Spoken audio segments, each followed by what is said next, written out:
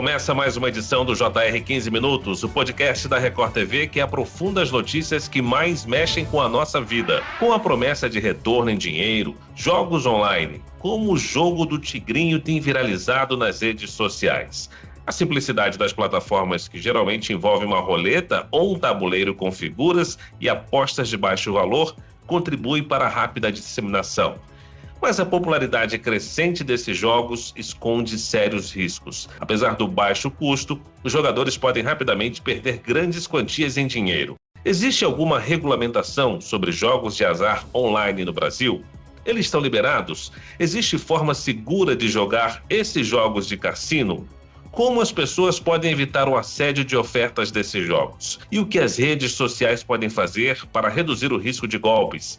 O 15 Minutos de hoje esclarece essas e outras questões com Luiz Augusto Durso, advogado, especialista em cybercrimes e professor de Direito Digital no MBA da Fundação Getúlio Vargas. Seja muito bem-vindo, doutor. Muito obrigado, Luiz. Sempre um prazer participar desse tão importante podcast. O André Tal nos acompanha, repórter do Jornal da Record.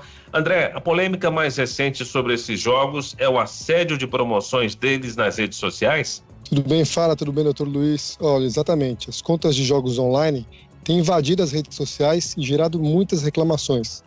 Os usuários estão sendo seguidos e marcados em fotos e publicações por diversas contas que promovem a atividade.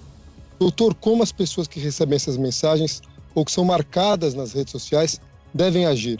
Essas contas devem ser bloqueadas e denunciadas para as redes sociais? André, o nosso tema hoje é muito relevante em razão das suas recentes mudanças, né? O Brasil, há muito tempo, proibiu jogos de azar e essa aplicação também alcançava os jogos virtuais. Recentemente, nós aprovamos a lei que mudou tudo, que é a lei das apostas esportivas, e ela, à época, né, ano passado, 2023, ela tentou regulamentar principalmente as bets, apostas principalmente em jogos como de futebol, de basquete, etc. Mas, no último momento, a Câmara incluiu o cassino virtual inclusive, especial, né, o cassino virtual, o cassino físico continua proibido, para que se permita esse jogo de azar na internet. Acontece é que essa liberação não é absoluta, não é que as casas de apostas podem fazer o que quiser.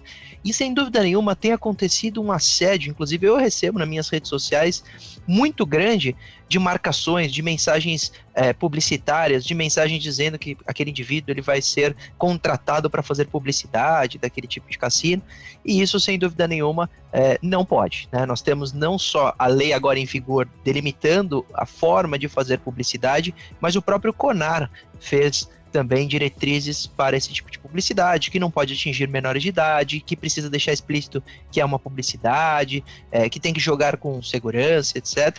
Então, o que os usuários podem fazer? Devem denunciar esses perfis que estão enviando essas incontáveis mensagens e também podemos denunciar nos próprios ministérios hoje que estão regulamentando os cassinos virtuais no Brasil. Mas, doutor, o bloqueio e a denúncia nem sempre resolvem, porque aí aparecem outras contas praticando o mesmo assédio. As próprias redes sociais têm alguma responsabilidade no combate a esse tipo de prática? Realmente, nós já falamos muitas vezes aí de como as plataformas precisam melhorar e muito o atendimento no canal de denúncia. Com as denúncias, a plataforma deveria fazer alguma coisa. E espera-se que em breve ela tome medidas, porque os spams genéricos desse tipo de assunto tem se tornado uma prática popular. Hoje, se eu abrir o meu inbox do Instagram, com certeza eu tenho mais de 100 mensagens só nesse sentido de promoção de cassino virtual. Então, hoje, a omissão da plataforma não gera responsabilidade direta para ilícitos cometidos na rede. Inclusive, o Marco Civil da Internet determina que só haverá responsabilidade se, por exemplo, a plataforma descumprir decisões judiciais específicas de remoção daquele perfil, etc. Então, não é porque nós denunciamos imediatamente que a plataforma se torna corresponsável. Mas, claro, diante de uma campanha que se inicia a cobrar a responsabilidade das plataformas, se elas continuarem totalmente omissas, uma hora ou outra, o judiciário vai observar essa responsabilidade e vai começar a punir, porque é absurdo permitir com que os usuários façam o que quiser, principalmente relacionados a temas sensíveis, como jogos na internet, que acabam viciando pessoas e muitas vezes fazendo com que aquela pessoa perca todo o seu patrimônio. Dr. Luiz Augusto, além do assédio, esses pedidos de amizade, marcações, podem embutir ainda outros golpes, como até mesmo o roubo de dados, né? Sim, essa comunicação é interessante, porque na maioria das mensagens, a intenção não é fazer com que a pessoa jogue, e sim ali encontra-se um golpe. Eu até resgatei aqui para vocês como eles normalmente abordam certas pessoas, e aí não precisa nem ser um grande influenciador. Basta o indivíduo estar usando as redes sociais que ele receberá uma mensagem parecida com essa, e eu leio para vocês. Eu recebi assim: olá, sou gerente de promoção da tal plataforma, tenho ajudado você a trabalhar e aproveitar seu conteúdo de trabalho. Sinceramente, convidamos você a se tornar um agente em nossa plataforma e pagamos generosas comissões de agência. E aí eles dizem que, por exemplo, se eu assumir essa atividade, eu posso ganhar um bônus de R$1.000, R$12.000, R$10.000. Isso aqui, na verdade, é uma armadilha. Não é uma oportunidade de emprego para mim, nem para ninguém que está recebendo. E também não é uma intenção de fazer com que as pessoas joguem. Jogar muitas vezes em jogos que nem são licenciados, porque lembrando que mesmo que a lei hoje permita o cassino virtual, esses cassinos virtuais para operar no Brasil dependem de autorização prévia. E não são todos que podem operar. Com certeza a maioria que tem mandado mensagem pelas redes sociais são ilegais, são cassinos paralelos. E aí, sem dúvida nenhuma, não há controle nenhum do Estado. Vale dizer, você pode jogar aí o jogo do tigrinho e vai perder em todos os casos. O jogo vai sempre ganhar, porque a probabilidade do usuário receber ou ganhar alguma premiação é quase zero. Por isso que a gente precisa alertar a população que há fraude, há cassinos virtuais clandestinos que também não entregam uma porcentagem adequada no ganho, e aqueles que nunca irão pagar, e aí sim uma outra parcela que são os cassinos legalizados, fiscalizados e que podem aí sim fazer a publicidade. Doutor Luiz Augusto, muitos influenciadores digitais e até mesmo pessoas comuns, como o senhor mesmo disse, promovem essas plataformas em suas redes sociais. Frequentemente postam vídeos e fotos mostrando que estão ganhando dinheiro com jogos, como o senhor afirmou também. Alguns até já foram presos. Qual é o crime que eles cometem e qual pode ser a pena? Se eles estão promovendo um cassino virtual lícito, não há crime. Alguns hoje estão fazendo uma publicidade de cassinos virtuais que estão regulamentados e funcionam adequadamente.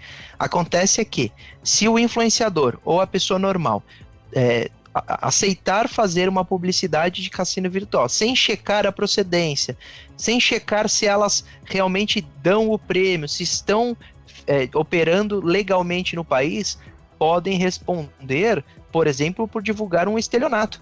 Porque nós tivemos denúncias enormes relacionadas a cassinos virtuais que operam no Brasil, mas que o prêmio nunca é pago. Então o indivíduo até chega a ganhar, mas na hora que vai fazer o resgate, ele não consegue resgatar dinheiro algum. Na verdade, aquilo tudo é uma grande desculpa para se aplicar o estelionato. E aí, o influenciador que divulga esse conteúdo pode ser coautor, seja por ação, seja por omissão, pode ser responsabilizado na esfera civil. Nós tivemos vários casos em que o indivíduo jogou em cassinos conhecidos aí no mundo inteiro, não recebeu o valor e promoveu a ação de indenização contra o influenciador, e ele foi obrigado a arcar pelo prejuízo e pela fraude. Então a grande orientação é não só aos usuários que estão vendo essa publicidade, mas aos que desejam fazê-la, para ter cautela, verificar se aquela empresa que lhe procura é um cassino virtual que opera regularmente, que paga os prêmios, que está de acordo com a lei e que não tem problema na justiça,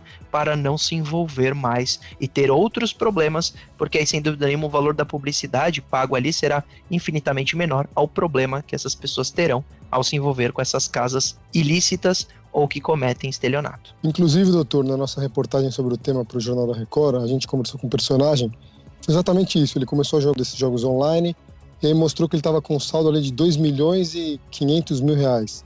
Mas na hora de tentar retirar o prêmio, pedia para ele fazer um outro depósito, ele não conseguia, a conta bloqueada. Agora, muitos desses jogos online, a sede é fora do Brasil. É difícil para o usuário, para o apostador, entrar na justiça contra contra essas plataformas? É muito difícil, André. Então, o seu relato dessa vítima é o que eu disse. Na verdade, não há um cassino virtual. Na verdade, ali é uma atividade criminosa que entrega prêmios falsos para que o jogador continue jogando, mas na verdade, quando ele vai solicitar o resgate, ele nunca vai conseguir e mais valores serão exigidos para que se faça o levantamento do dinheiro que será mais uma vez subtraído. Na verdade, é um grande estelionato, não tem nada de cassino real ou virtual lícito ali. O grande problema é que alguns cassinos estão hospedados fora do país, cassinos virtuais.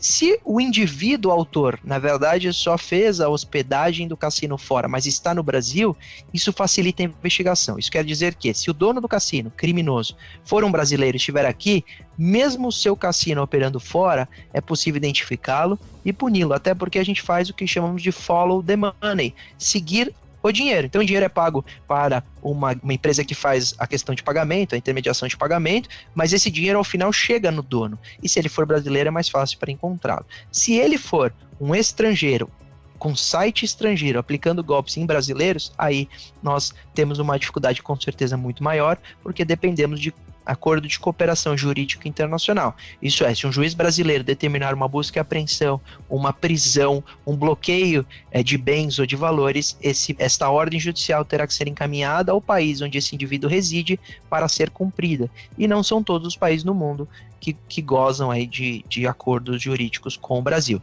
Doutor Luiz Augusto, além da oferta pelas apostas, existe uma grande procura, muitas vezes motivada por necessidade de aumentar a renda ou ganhar dinheiro com rapidez. Essas pessoas mais carentes e com menos informação são as maiores vítimas desse tipo de golpe?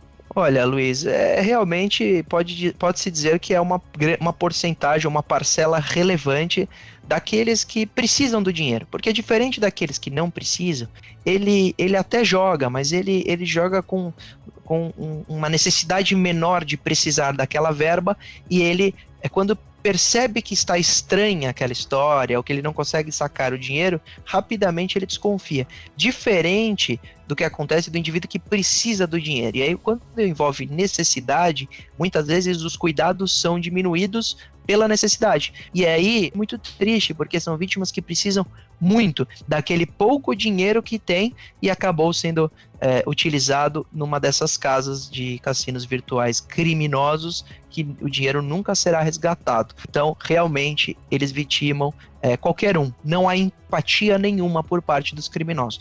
E se sente totalmente seguro porque é um cybercriminoso. É aquela história. Ele comete crime pela internet e se sente assim protegido, distante da vítima e das autoridades.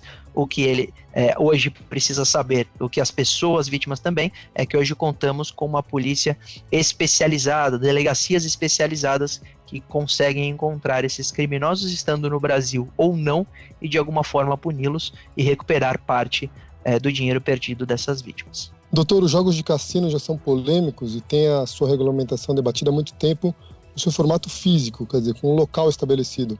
Nesse caso é mais fácil saber quem que é o responsável pelo jogo e reclamar de eventuais erros. No cassino online, nesse caso, há menos garantias e por isso há mais riscos? Com certeza, André. O cassino físico ele tem sede. O cassino físico, a gente consegue fiscalizar. Agora, quando é um site na internet, isso se torna cada vez mais complexo e distante. Então, o Brasil tomou uma decisão, promulgou uma lei que permite o cassino virtual, mas não o físico. E, sem dúvida nenhuma, é mais difícil fiscalizar. Mas, sem dúvida nenhuma, também nós temos muito mais jogadores na modalidade virtual do que na modalidade física. O Brasil optou por, inclusive, não só autorizar esses cassinos, mas taxá-los como uma forma de renda, como uma forma de recolhimento de imposto. Boa parte da dificuldade no combate a crimes praticados através de redes sociais é a facilidade de abertura de contas, que muitas vezes garantem que a pessoa fique anônima. A regulamentação das redes sociais deveria exigir um controle maior desse processo? Eu fui um dos debatedores no Congresso Nacional do PL das Fake News, né? Eu estive lá em duas oportunidades em audiências públicas para falar sobre minhas impressões. E um dos temas que eu defendi é a obrigatoriedade dessas plataformas de fazerem, por exemplo, a gestão desses perfis falsos e exigirem, em muitos casos, a vinculação de um perfil com um dado de identificação, seja RG, seja CPF. diminuindo com certeza a quantidade de perfis falsos, porque o indivíduo conseguiria criar o perfil dele e um outro que ele tem acesso a um dado vazado. Acontece que para a plataforma essa determinação não interessa, porque a plataforma vive de usuários, mas por enquanto hoje o controle é totalmente inexistente, não há obrigação por lei e eles permitem a criação indiscriminada de perfis falsos por aí. Muito bem, nós chegamos ao fim dessa edição do 15 Minutos. Eu agradeço a participação do advogado especialista em cybercrimes e professor de Direito Digital no MBA da Fundação Getúlio Vargas, Luiz Augusto Durso. Obrigado pelos esclarecimentos, doutor. Muito obrigado, Luiz. Obrigado, André. Foi um prazer participar. Agradeço também a presença do meu amigo, o repórter do Jornal da Record, André Tal. Valeu, André. Valeu, Fara. Obrigado, doutor. Sempre um prazer participar aqui do podcast. Esse podcast contou com a produção de David Bezerra e dos estagiários Fernando Russo e Isabela Santos. Sonoplastias de Diego Marcondes, coordenação de conteúdo Edivaldo Nunes e Deni Almeida. Direção editorial Tiago Contreira. Vice-presidente de jornalismo Antônio Guerreiro. Te aguardamos no próximo episódio. Até lá!